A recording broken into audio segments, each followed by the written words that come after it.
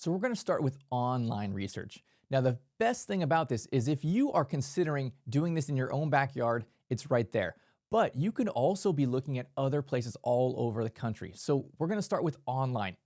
On the computer, what can we figure out and learn about our market? So it is going to be all state dependent from your licensure standpoint. So we're going to start there. What does the state that I'm in require as far as licensure? So it's fantastic because the state wants to give you this information. It's online. If you simply just Google search the state name and assisted living regulations or end-of-life care or Department of Aging, something to that effect, you will in 5 minutes find your department that will handle end of life. So it'll be nursing homes, assisted living, it may be adult daycares, and then click over to the assisted living section. If that's what we're looking at, what does that say? Because they should give you several different things on there. They are trying to provide this to you as a resident of the state. They want to give you the information that you need. Some of the things that you should see there are the list of assisted livings, the ones that are licensed. They are registered with the state. They have a license. They're going to be online. So we want to locate where that list is. And then you should also have a list of requirements. If you're going to start an assisted living, if you're going to open one, licensure it, what are the rules and regulations there? So we want to locate those things. That's the first thing. Before we start comparing who's in our market and what can we do, let's at least find out what the rules are, right? That's the first place to start. So all of these things are online. So let's locate this. It shouldn't take you more than one session on the computer, and then print out all these rules and regs. And for me, it was a huge, maybe 50-page packet that I printed out, and I read it over the next maybe 2 weeks or so, and I got a highlighter out and I broke it down. So I would encourage you to do that because you should know everything about your market, about your licensure. And I'm of the opinion that I want to know these things as the business person, as the entrepreneur, as the real estate developer. I don't want to necessarily put all of my trust in some other person, right? In some other agency, in some other consultant. They will probably know just about all of it, but there's going to be some things that are kind of missed. So I want to take the responsibility on myself, and I want to read through all this myself. So I got a highlighter out and I spent a couple weeks reading a little bit at a time. And you should have rules and requirements, the regs, based on a couple different things here. There's going to be the actual building. What does it say on the actual building? Because it'll give you all sorts of different things that you have to comply with for the building, whether it's ADA, whether it's bedroom sizes, whether it's bathroom ratios, the amount of toilets per resident, parking, all of these things should be there, right? So go through these things and we're going to learn them on the front side. So at least you recognize where they're at, because when we get further into this journey, that's where we're going to have to apply these things. So locate them now and check some of these things out. Then there's my staffing requirements. What will they say about staffing or about managers? What type of training do they need? What type of requirements? Do they require you to have a certain license? Do they require you to have a degree? Do they require you to pass a test? Is there certain requirements for Alzheimer's or not? There's going to be a lot of different requirements for staffing, for training, for ratios, for the amount of hours. So know these things now. You're not going to apply them yet, but you should at least know where they are at. And then the third part of this is your residents. What type of residents can you bring in? They're going to have requirements for that as well. There's going to be certain people that may not apply to you. They may be a higher level of care or a lower level of care. They may need to egress themselves within a certain amount of minutes. They may not be able to be bedbound when you bring them in. There may be different rules and requirements for the amount or the type or the level of care for your grandmas and grandpas. So let's find those things out. Right? On the front side, we want to know these things, identify where you can find this information, and then take it kind of piece by piece and highlight through that. That's what I did. All right. The other part of this information is who is actually doing this? Where is the list of the people or the businesses that have a licensed assisted living? And what type of license do they have? Because every state has different names for their type of license. They may have big licenses and small licenses. They may have higher level of care licenses and lower level of care licenses. But they're broken into that type of categories, right? Bigger or smaller, you got the big box, you got the RALs. Is there a different license type for those? Or can they be the same license? It doesn't matter how many beds you have, but it's based on the level of care. So is it a higher level of care or a lower level of care, right? So let's determine what type of license there are, and then figure out from there, what license do you want to have?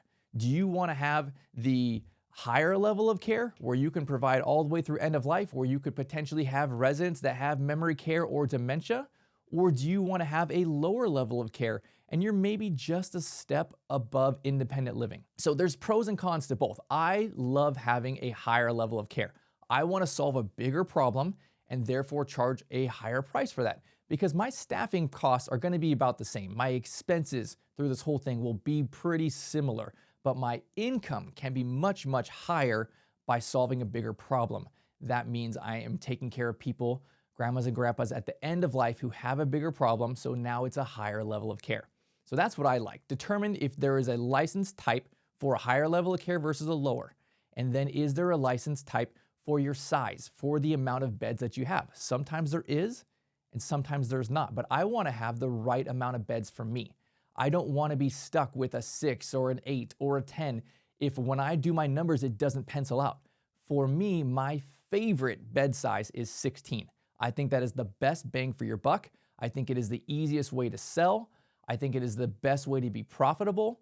My expenses are maximized with a 16. With a 12, with a 14, I can still have more income with the same amount of expenses. And then go on the other side, too big, and I'm gonna have trouble selling it. So figure out for you what is the best size, right? For me, it's 16. So I'm gonna determine if I wanna have 16 or 12 or 20, whatever it is. What license is that?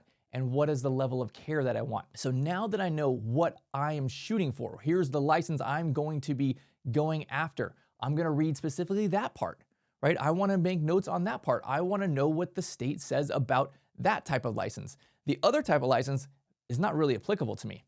So I'm gonna spend my time focusing on, here is the license that I want to get. Now for me in Texas, that is a small type B. That's my license type. It's specifically Texas. But if you're not in Texas, you're gonna have a different name. The requirements are gonna be very, very similar state by state. There's gonna be small changes, but mostly they're pretty the same. So now we have what we wanna do. We have to start with what we wanna do to be able to compare and see who else is being successful in the market with these type of licenses. You don't wanna compare to something totally different or learn about something that's totally wrong, right? So you gotta start by figuring out what you want to do. Now, with that information, now we're gonna take the second piece of information from the state's website, the list of the licensed assisted livings. And I say licensed because there's a bunch of small ones that do not have a license. They're illegally operating. We're not necessarily wanting to compare ourselves to that, right? Because you don't wanna have an illegal assisted living. You wanna have a legit business, right? That you can sell, that has equity, that you're not gonna have a staff person call on you when you fire and report you and shut you down, right? Like that's not a risk I wanna take. I don't wanna spend hundreds of thousands or millions of dollars on a business that can be shut down with one angry staff person. So we wanna have a licensed assisted living. So let's look, who has the license type that we have? Who has a license that is in our city, in our county, within an hour of us? We wanna recognize all of these things and let's take a look at them. So now we're gonna get into the computer research of who is our competition. I wanna know who is around me, what they are doing, and are they doing it well? So by just using the computer, there are a few things that I can find out, right? I can look up their website, I can look up their reviews, their Google reviews, their social media, maybe their Facebook pages or Instagram, maybe they have a YouTube account. I wanna start doing my online research on who my competition is because I wanna identify who is doing awesome, and I wanna go and I wanna figure out what's their secret sauce. What are they doing that is so successful? And I wanna emulate what is working. And then I also wanna identify who is doing a bad job, right? You can tell who's doing a bad job by their social media, by their website. It's pretty clear when you start looking at these. So you're gonna start by just going through this list, and I copied it into an Excel sheet and I started making notes on these things. Who are the assisted livings that are near me? And I started with the same license type. Now I did go through all of them as I'm looking at them, the different license types also, but I'm gonna start with the lowest hanging fruit, which is the people who have the same license type that I'm trying to get. And I went on their website and you will see who is the big box whether they're big box or small, there's so many stock cookie cutter websites out there, literally stock photos, and it just looks terrible. You go to like Brookdale's website and things like that, and like it's just like, oh, there's a fake grandma and grandpa. Like these people are 65 smiling, like they are not my resident, right? My residents are 95. They look nothing like this person. And you can tell these like fake looking websites, and they all look the same and they're terrible, right? And you can imagine like that as you are looking at this, the daughter, the family, the wife, the husband, they're also looking at these websites and choosing who they're going to call. So from that perspective, you're starting your market research. You're seeing who's got a great website, because there's going to be some of these that are just all stars, right? And you'll get there as we talk about secret shopping and going and doing in-person research. When you get to these facilities, you're like, man, these people are killing it. They got a gorgeous product. They have great care. They have a huge wait list, right? So we're trying to figure out all of these things about our competition. So starting with that website, what does it look like? Who is doing great? And make note of those on their website. Who has a great website? And you want to make note of that so that you can come back later and you can say, hey, website designer, here's an example of what I like. You know, I like this. Check out our website, platinumresortassistedliving.com. Check it out. I think it's a great website. It is not, we're on maybe our second or third round of revisions on it. It's not perfect yet. I have a better vision for what it can be, but it's a really great website compared to most of these other cookie cutter ones out there. So websites, social media, right? Like we focus very heavily on Facebook because our avatar is an older person, right? I'm not talking about the 95-year-old resident. I'm talking about their daughter. Their daughter is usually the one who is Googling us, who's researching us, who is touring, right? They are 50 to 70 years old. They're on Facebook. They're not on TikTok. So we spend most of our attention on Facebook, but look at these appropriate social media presences that these companies have. And do they only do these like stock photos and they post once a month, right? That's horrible. Check out our Facebook, right? We post literally every single day. We have KPIs on posting every single day. And we have a system for what we post. So you can really see the heart, the culture, the love in a business on their social media. It's less on the website. It's more about the social media. You can actually see like the day-to-day presence. You can see the rhythms of how they post and what they're doing. And you can tell whether they're doing great or not. They have fun activities. They have smiling grandmas and grandpas. And if you are intrigued by it, that means the daughter, the family member is also intrigued by it. And they are going to call them first. They're going to tour with them first. So it's important to recognize who is doing great and then who is just everyone else, because most people fall in the everyone else category. But who is doing great are going to identify them because I specifically want to walk through their building. I specifically want to talk to their manager and owner. I specifically want to find out what are they doing that is so great and is so working, because I'm going to copy those aspects of it and do it in my style.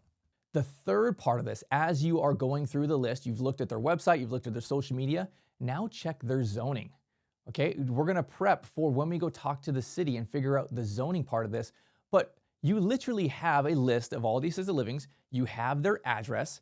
You can go on the city's website, the county's website, find a GIS mapping system, drop in that address, and let's start making a list of here's an assisted living, here's their zoning type. Here's another, here's their zoning type. And you'll see city by city, county by county, what zonings they are in. And then when you go talk to the city, which we'll talk about later, you can use this information to figure out where I can be and where I want to be as far as a zoning requirement, because you're going to see how many beds they have and what their zoning type is. So these are all vital pieces of information that you could do from your computer. You could literally search anywhere in the country. It doesn't have to be where you're at right now. So this is important because when Laura and I started our journey to figure this out, we were living in Southern California and we knew we wanted to move our family already. We wanted our girls to grow up in a different place. So we were looking at Florida, we were looking at Texas, and we did all this research online from California. And then we narrowed it down to Texas, and we didn't know where yet. We ended up in Austin, but we were searching Houston, we were searching Dallas, and we started with market research online, which really allowed us to get all the way notched down and we decided we're gonna be in the Austin area.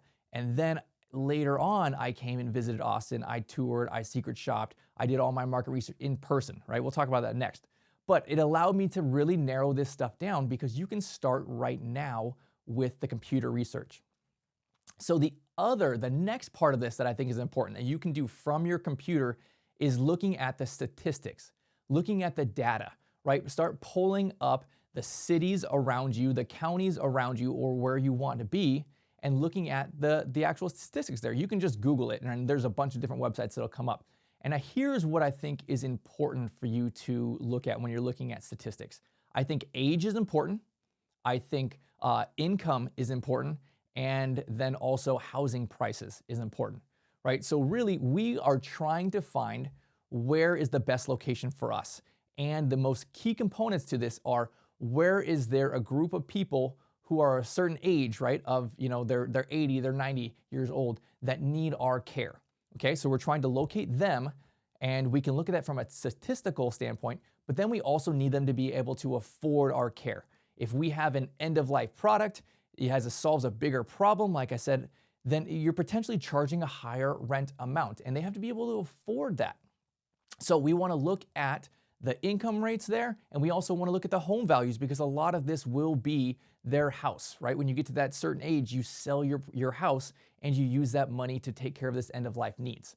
Now, it doesn't have to be, you're not looking for a bunch of like 85-year-old average population. You're never going to find a population that says like 85, right? It may say like 35, 38, 43, right? But really, we're trying to find a concentration of the family, of the daughter. Okay, when the grandma is 85 years old and needs additional care, and the daughter is living 2 hours away or in another state, mom is moving usually near the daughter, right? The daughter's not moving over to mom. Mom is moving near the daughter. So you want to find out, where is that young retirement population? Where is that population with income that is in their 50s, 60s, 70s? Those are the people you are trying to locate. Those are the people you're trying to be around. You're not trying to be around the 95-year-old people, right? The 95-year-old people will move to their children who are 30 years younger than them. So who's in their 50s, 60s, 70s? Those are the people I'm trying to locate. So as I'm looking at statistics, it's going to pull down to an average. But I think it's important that you look at this and you do it comparatively, meaning that if you just pick the city that you're in and you say, okay, I'm going to look at my average population, and it says 34, that's just a random piece of information. Like 34 doesn't really have context. But if you look at it in the context of, okay, here are the other areas around me, or you compare it to an area that you know is known for being more of a retirement area, right? So I'm in Georgetown, Texas, and we have a big retirement community here. It's called Sun City. And these are around the country. There's a Del Webb Sun City. So why don't you look up Georgetown, Texas? Look at the statistics there, because there's a big percentage of the population that is retirement, and they move here for retirement. So that'll give you a little perspective, right? What does it say here? And then what does it say where you want to be? Or is there another area in your area that you can see, okay, here's where a lot of people go to retire. What do those numbers look like? What's that income there? What is that age there? And compare it to you relatively. So if you are looking and you're considering a specific city, and it says the average population is 30 years old, but then you look at the city 20 minutes away and it says the average population is 42, well, there's something going on there, right? You're not going to find something that says like 55 or 75. That's going to be too high. The average population will pull lower. But look at it from a relative stance. The same principle with the income, with the home values.